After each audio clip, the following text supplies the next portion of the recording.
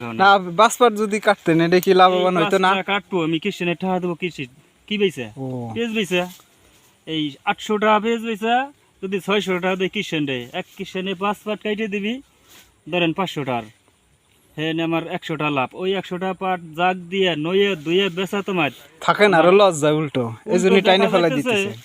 একটা কিষেনে যা কাইটে দিবি আমার ওখানে ঘাটতি 400 টাকা থাকে। তা আপনার হাট তো বেশ ভালো হইছে।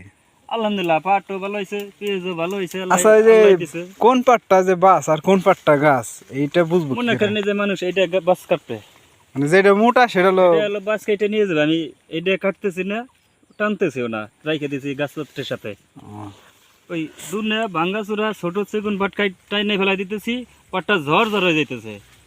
এখন যদি সরকার আমাদের দিক চায় যে না পেঁয়াজের দাম দেয় নেই এখন পাটের দামটা পরিপূর্ণ মানে পাটের দাম কত হইলে আপনার খরচ উঠবে? আমাদের যে সিস্টেম তাতে 6000 টাকার মন যদি হয় বাইসে থাকবে কৃষক 6000 টাকার কম হইলে চালানের থেকে লস কৃষকও শেষ চালানের থেকে লস যাবে। পেঁয়াজ তো শেষ হয়েছেই পাটও শেষ। আচ্ছা আপনার পাট আনুমানিক এখন কত লম্বা আছে?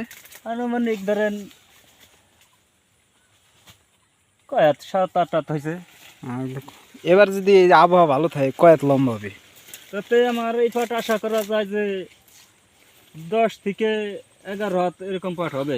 10 হাত মানে 15 ফিট, প্রায় 15-16 ফিট লম্বা হবে। এরকম পড়বে না আশা করা যায়। তাই তো কৃষকের দিক আসলে যদি না চায় সরকার এই যে সারা বাংলাদেশের কৃষক সবাই শুধু চায় রয়েছে সরকারের দিক না সরকারের দিক তো চাই থাকবে আর আপনারা পেঁয়াজ একটু কমাই করবেন তো আপনাকে যদি পেঁয়াজ একটু কমাই করি তাতে সমস্যা আপনাদের?